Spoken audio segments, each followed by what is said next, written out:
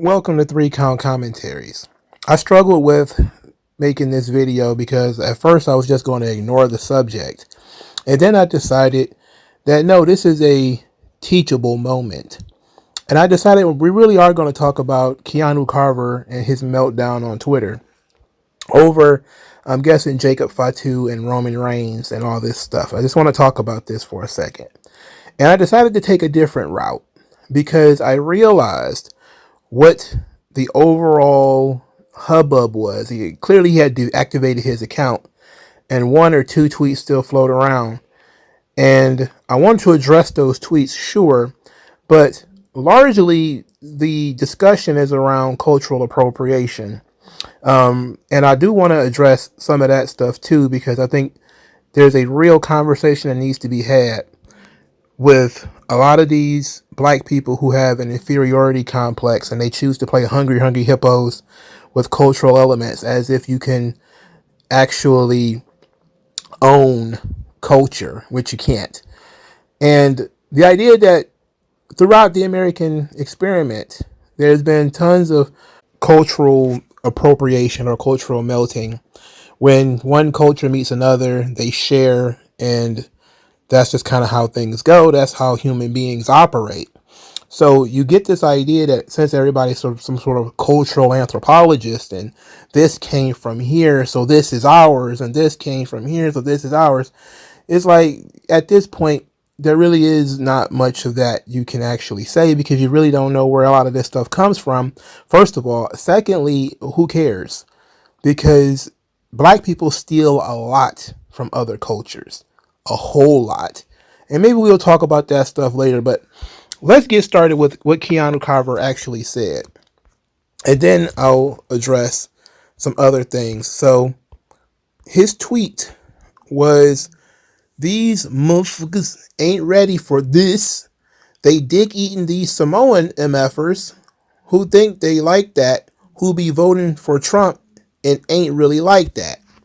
Now, obviously, he's speaking in tweet. Okay, this guy went to college, so he could have spoken a lot more clearly than this, but that's what he wanted to do. So I don't know what his problem is with, well, Roman Reigns talking about he voted for Trump or he supported the president. He didn't really say he voted for Trump. He just said he supported the president. And there was a whole lot of hubbub about that. And not to, I want to focus on what he said because I don't see how this furthers his career. I don't see how this actually aids in any discussion or conversation. I don't think that a lot of young black people realize that walking around creating race wars for no good reason really don't help anybody. And this is when we say in the 90s, we didn't really have a lot of these problems because we wanted people to embrace other cultures and, you know, culturally share and all that. And we celebrated it. We talked a whole lot about it. The issue has always been when people get jealous. All right. And there's a whole lot of jealousy in a certain sect of Black America, which I will again address later. So his argument about Donald Trump and these Samoans who support Trump, it's like, so what? You gonna throw your job away because you upset? Like, dude, you're not even in his tax bracket. Why do you care about what he's doing? See, this is the kind of mentality you have to adopt. You're not in a position to be questioning somebody else. Who the fuck are you? People don't even know who you are. See, and this is what I mean by starting up these race wars, is because now you got all these young black tweeters who are trying to ride and die for Keanu Carver. They don't even know he got like 4 or 5 matches under his belt. This dude barely in the business. He barely got toes in the business. Are these people going to pay his bills if he gets fired? Which I hope he doesn't. That's why my initial reaction was delayed. I saw that. I was like, this dude is just so damn stupid. He had an opportunity here.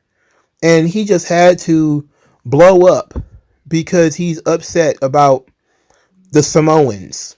And all of a sudden, I realized that, you know, the Samoans, they think they black. That becomes the talking point now, which I will address, which is why I'm going to do, instead of doing a short, which I intended to do, I'm just going to do this in a long form.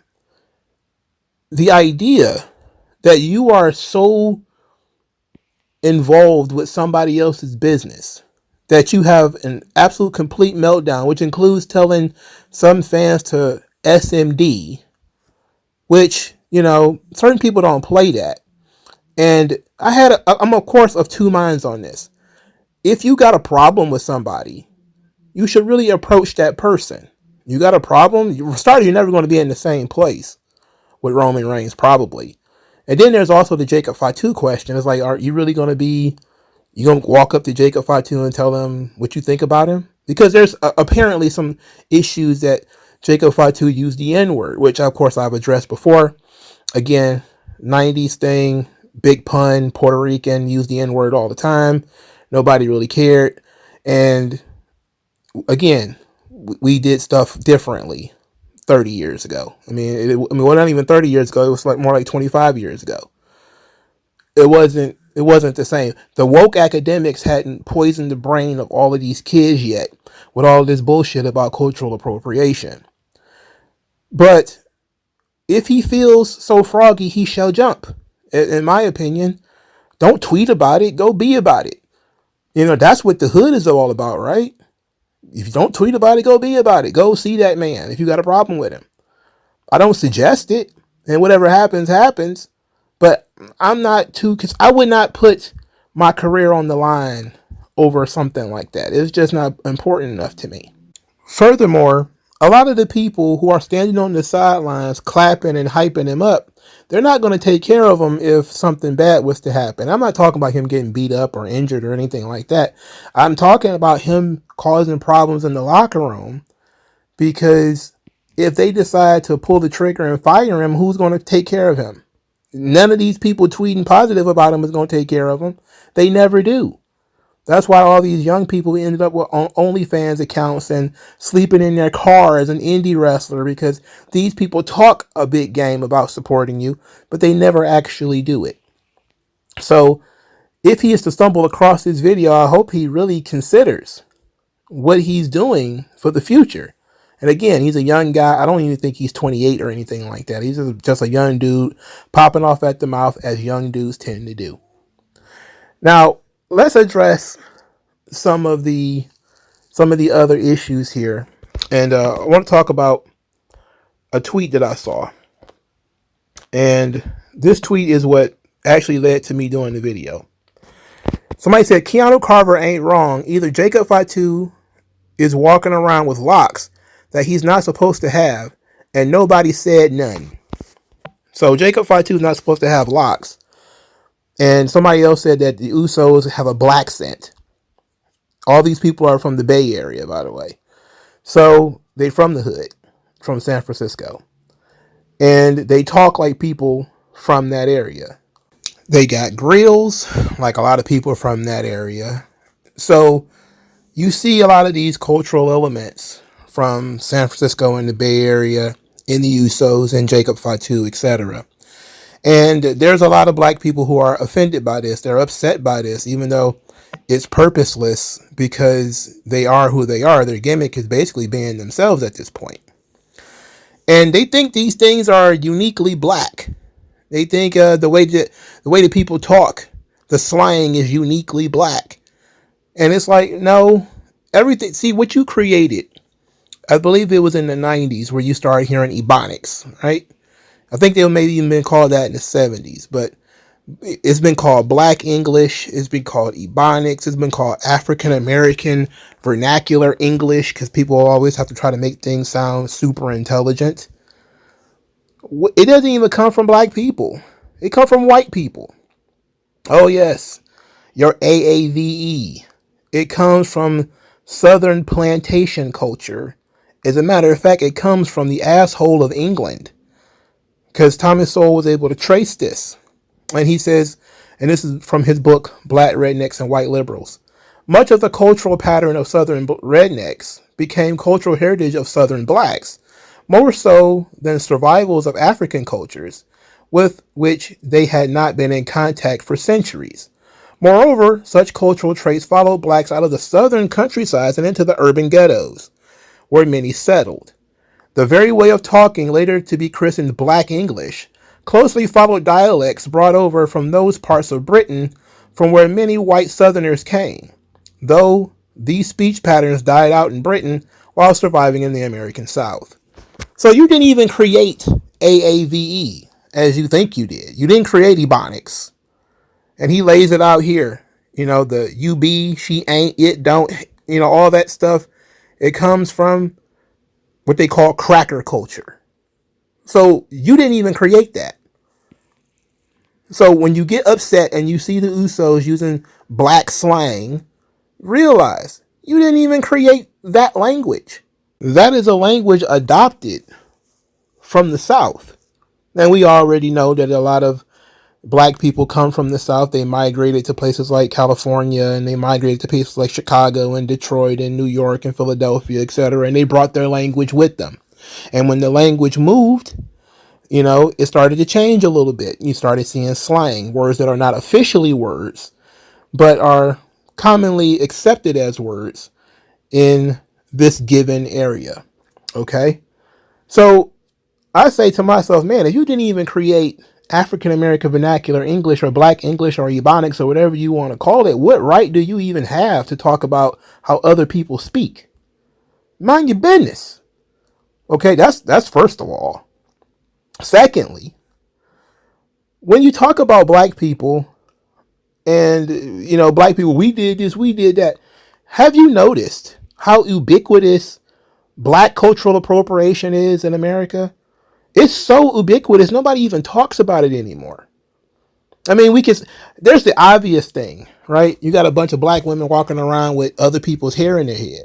Hair literally cut from the head of a Korean or a Chinese or an Indian woman, somebody from the third world, who they actually harvest the hair, much like a crop. They'll grow it long and then they'll go shave it off and sell it for money. Yes, and black women they'll bag it up and black women will put it in their hair.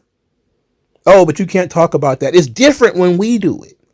When Tupac had Mob tattooed on his stomach, Mob, I know it's an acronym, but Mob, there were no black mobs. That's an Italian thing. Oh, you like the TV show BMF, right? You like Big Meech and all them, right?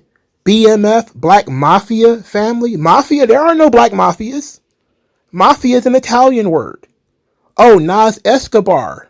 Escobar, when is Escobar black?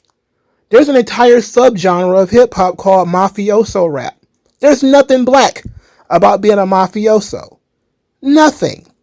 All the imagery of stuff like Casino and Godfather and Goodfellas that they stole to popularize hip-hop culture, and you're mad about other people using it? I mean, Wu-Tang Clan is one of the most popular rap groups of all time. All they do is steal. They're naming each other after Chinese characters. They're sampling Chinese movies, kung fu movies. Hell, even if you go back in time to the blaxploitation era, a lot of that was borrowing from mafia movies and Chinese kung fu flicks. So black people have been stealing for 50, 60 years. And nobody said anything, but now all of a sudden, cultural appropriation is one of the biggest sins of all time. Get fucked. All right? This is where we get these so-called academics who don't understand even their own history. That everything is borrowed from somebody. You can't play this game of this mine, that's mine. No, that don't work like that. This is United States. Everybody brings something. There's words in English that we use that were not words in Britain. There are states named after Indian tribes. There are cities named after Indian tribes in the United States right now. Where do you think the word Utah came from? You think the word Wisconsin is what you think is like British? No. You think that the word Nevada? There's no Nevada in Western Europe. There's no such thing. Texas, Tejas, California, all these words are loan words. From everything you see every day is borrowed from somebody else. You're going to have to get over it. See, I know and I understand it. A lot of black people have a really fragile ego. They want to believe that everything is stolen from him. They have that stolen history thing going on. Oh, the black man created civilization and the white man stole it and all that bullshit. But that was created to boost your self-esteem. Self-esteem is not real confidence. It's bullshit. Real confidence comes through competence. And competence means actually doing something. It comes from actually getting in the field and creating something yourself. One of the most popular black movies right now is Sinners, right? Do you think Negroes created vampires? They didn't. Most Negroes don't even know the story of where vampires came from. They came from Eastern Europe, by the way. So the movie that's number one in the country right now is cultural appropriation. So you upset at the Usos speaking in a black sense where they come from this area where this is how they talk. You mad at Jacob Fatu for having dreadlocks where that's the hairstyle of the people that come from that area that he lived in. I mean, what is your problem? When are you going to actually just recognize that culture is going to be spread? And it's a good thing that it's going to be spread. See, and I saw another thing here, and this goes to the jealousy part. They see that people are succeeding, and that's what the attacks come from. A lot of these people see that the Samoans and WWE especially are booked pretty well. They're pretty strong and all that. And therefore they're jealous. And now it's they're only successful because they're stealing from black people. There's tons of black people in the WWE that are successful. I've seen Bianca Belair walking around with a grill. She main evented WrestleMania. I've seen Montez Ford walk around with a grill. I've seen all of these people succeed. And then here's another kicker that really kills me is because they get you coming, they get you going too. When Crime Time was out there dressing like G-Unit in 2006, people said it was racist.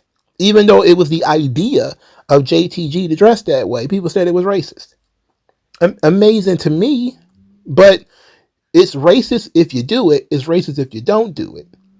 You see, this whole thing is just mumbo jumbo.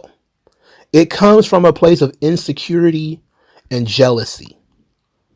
And those are weak emotions. I want you to be a stronger people. Get over it. Stop looking at what other people are doing and feeling like something has been taken from you. Nobody can take anything from you. Your success or failure is based off of your input, not about what other people are doing. They even started attacking John Cena. Oh, well, John Cena was a white rapper. If they'd have let a black man rap, they did. They let R-Truth rap for 20 years. It ain't got him nowhere. Because who gives a shit about a rap gimmick? This is the kind of stuff that is, of course, born from jealousy. You see people succeeding and you looking for some marginal excuse to try to tear them down to build yourself up. It's pathetic. And there's a lot of really, really pathetic black people out there. Those people do not need a voice. Those people should not be taken seriously. Those people should be shunned. Okay? Because guess what? As I've already laid out here, black people have been stealing the entire time they've been here. They stole the very language from the white man. They stole the white man's religion. They steal his instruments and his equipment, his technology.